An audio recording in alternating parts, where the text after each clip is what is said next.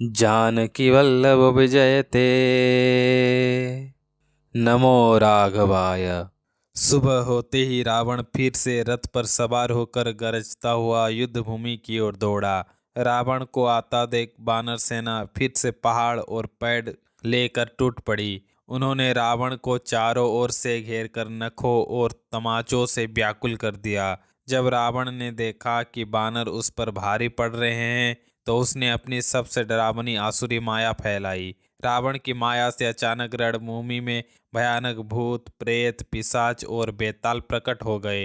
योगिनियां अपने हाथों में इंसानी खोपड़ियां लेकर ताजा खून पीने लगी और नाचने लगी। वे पकड़ो मारो की आवाजें लगा रही थीं। बानर जहां भी भागते उन्हें चारों ओर आग की लपेटें दिखाई देती। ऊपर से रावण ने गर्म बालू की वर्षा शुरू कर दी। इस मायावी हमले से लक्ष्मण जी सुग्रीव और सभी बड़े वीर अचेत हो गए। सेना का बल टूट गया और वे हा राम हा रघुनाथ पुकारते हुए पीछे हटने लगे।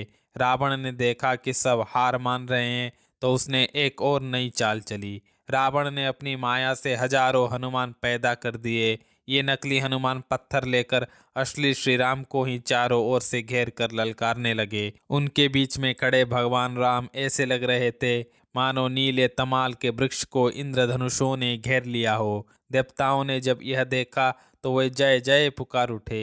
तब प्रभु ने क्रोध में आकर एक ही बाण चलाया और पल भर में रावण की सारी माया काट दी। माया कटते ही युद्ध फिर से शुरू हुआ। प्रभु बार बार रावण के सिर काटते पर वे फिर उगाते। तब भगवान ने विभीषण की ओर देखा। विभीषण ने रहस्य खोलते हुए कहा, हे नाथ, इसकी नाभि में अमृत का कुंड है। यह उसी के बल पर जी रहा है। यह सुनते ही प्रभु ने अपना विकराल बाण निकाला। जैसे ही श्री राम ने बाण साधा पूरी सृष्टि कांप उठी। कुत्ते और सियार रोने लगे। आसमान से पुच्छल तारे दिखने लगे और बिना किसी कारण के सूर्य ग्रहण लग गया। मंदोदरी का दिल बैठने लगा और मंदिरों की मूर्तियां आंसू बहाने लगी। देवताओं को डरते देख प्रभु ने धनुष की प्रत्यंचा को कान तक खींचा। एक बाण ने रावण की नाभि के अमृत को सुखा दिया। 30 बाणों ने उसके 10 सिरों और 20 भुजाओं को काट डाला। सिर और हाथ कटने के बाद भी उसका धड़ यानी शरीर जमीन पर नाच रहा था। उससे धरती धंसने लगी। अंत में प्रभु ने बाण मारकर उस धड़ के भी 2 टुकड़े कर दिए। मरते समय भी रावण हा राम कहाँ है कहकर ललकार रहा था। जैसे ही रावण गिरा समुद्र और दिशाओं के हाथी कांप उठे। उसके सिर और हाथ सीधे मंदोदरी के पास जा गिरे। रावण के भीतर का तेज निकलकर भगवान राम के मुख में समा गया।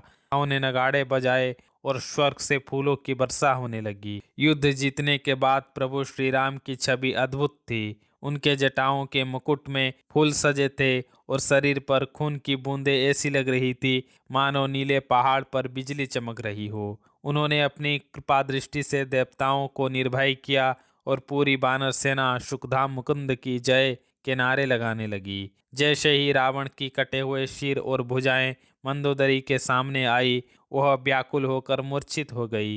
लंका की अन्य स्त्रियां रोती हुई दौड़ी और मंदोदरी को संभालकर रावण के शव के पास ले गई। अपने पति की ऐसी दुर्दशा देखकर सभी रानियां हाहाकार कर उठी। उनके बाल बिखर गए और वे अपनी छाती पीट पीट कर रावण के उस पुराने प्रताप को याद करने लगी जिससे कभी तीनों लोग कांपते थे। रानियां विलाप करते हुए कहने लगी, हे स्वामी, आपके बल से पृथ्वी हमेशा हिलती रहती थी। आपके तेज के सामने आग चंद्रमा और सूर्य भी फीके लगते थे। जिस शरीर का भार उठाने में शेषनाग और दिग्गज भी असमर्थ थे, आज वही शरीर धूल में सना हुआ जमीन पर पड़ा है। इंद्र वरुण कुबेर और वायु जैसे देवता भी आपके सामने खड़े होने की हिम्मत नहीं करते थे। आपने तो स्वयं काल और यमराज को जीत लिया था, लेकिन आज आप एक अनाथ की तरह यहाँ पड़े हैं। मंदोदरी रोते हुए एक बहुत बड़ी सच्चाई कहती है, स्वामी, आपकी प्रभुता पूरे जगत में प्रसिद्ध थी। आपके पुत्र और परिजन इतने बलवान थे कि उनका वर्णन नहीं हो सकता। लेकिन श्री रामचंद्र जी से शत्रुता करने का यह परिणाम हुआ कि आज आपके कुल में रोने वाला भी कोई नहीं बचा।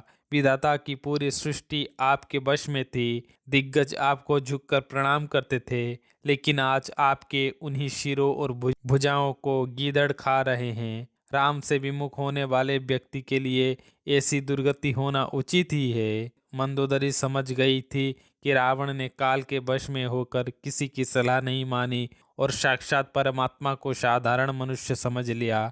वह कहती है, हे प्रियतम, आपने उस करुणामय भगवान को नहीं भजा जिन्हें शिव और ब्रह्मा भी नमस्कार करते हैं। आप जीवन भर दूसरों का बुरा करने और पापों में डूबे रहे, फिर भी उन निर्विकार ब्रह्म श्री राम ने आपको अपना परम धाम दिया। मैं ऐसे कृपालु भगवान को नमस्कार करती हूँ। मंदोदरी विस्मय में है कि रघुनाथ जी के समान कृपा का सागर कोई और नहीं है, जिन्होंने एक राक्षस को वह गति दी जो बड़े बड़े योगियों को भी दुर्लभ है। मंदोदरी के इन ज्ञान भरे वचनों को सुनकर आकाश में स्थित देवताओं और मुनियों को बहुत सुख मिला।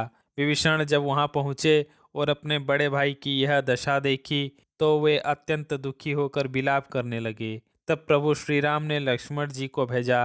लक्ष्मण जी ने विभीषण को जीवन की नश्वरता का ज्ञान दिया और उन्हें बहुत प्रकार से समझाया। इसके बाद विभीषण वापस प्रभु के पास आए। भगवान राम ने विभीषण को कृपाभरी नजरों से देखा और कहा, विभीषण, अब सारा शोक त्याग दो और रावण की अंत्येष्टि की क्रिया करो। प्रभु की आज्ञा मानकर विभीषण ने देश और काल का विचार करते हुए विधि विधान से रावण का अंतिम संस्कार किया। अंत में मंदोदरी सहित सभी स्त्रियों ने रावण को तिलांजलि दी। वे सभी स्त्रियां मन ही मन श्री रामचंद्र जी के गुणों का गान करती हुई वापस अपने महल की ओर चली गई। अंतिम संस्कार के कार्य से निवृत्त होकर विभीषण ने आकर प्रभु श्री राम के चरणों में सिर नवाया। तब दया के सागर श्री राम ने लक्ष्मण जी को पास बुलाया और उनके साथ सुग्रीव, अंगद, नल, नील, जाम्बवान और हनुमान जी जैसे नीतिवान वीरों को आदेश दिया। भगवान ने कहा, आप सभी विभीषण के साथ लंका के भीतर जाएं और उनका राजतिलक करें। उन्होंने विभीषण से कहा कि चूंकि वे अपने पिता के वचनों से बंधे हैं और वनवास में हैं, इसीलिए वे नगर के भीतर प्रवेश नहीं कर सकते। अतः वे विभीषण के राजतिलक के लिए अपने छोटे भाई लक्ष्मण और अपने समान ही प्रिय वानर वीरों को भेज रहे हैं। प्रभु की आज्ञा पाते ही सभी वीर वानर हर्षित होकर लंका की ओर चल पड़े। वहां जाकर उन्होंने राज्याभिषेक की भव्य तैयारी की। विभीषण को बड़े आदर के साथ स्वर्ण सिंहासन पर बैठाया गया। लक्ष्मण जी ने भगवान राम की ओर से विभीषण के माथे पर तिलक किया। लंका की प्रजा ने अपने नए राजा की स्तुति की और सभी वानरों ने हाथ जोड़कर राजा विभीषण को प्रणाम किया। इसके बाद विभीषण जी उन सभी योद्धाओं के साथ वापस समुद्र तट पर प्रभु श्री राम के चरणों में उपस्थित हुए। जब सभी वीर वापस आए तब श्री रघुवीर ने अपने अमृत के समान मीठी वाणी से वानर सेना को संबोधित किया। प्रभु ने बहुत ही विनम्रता और प्रेम से कहा, हे वीरों, यह आप ही के बाहुबल का प्रताप है कि रावण जैसा शत्रु मारा गया। आज विभीषण को जो यह राज्य मिला है, इसका श्रेय आप सबको जाता है। आपकी यह विजय और कीर्ति तीनों लोकों में हमेशा नई बनी रहेगी कि जो मनुष्य श्री राम के साथ इन वानर भक्तों की कथा और कीर्ति को प्रेम से गाएगा, वह इस दुस्तर संसार रूपी समुद्र को बिना किसी प्रयास के पार कर जाएगा।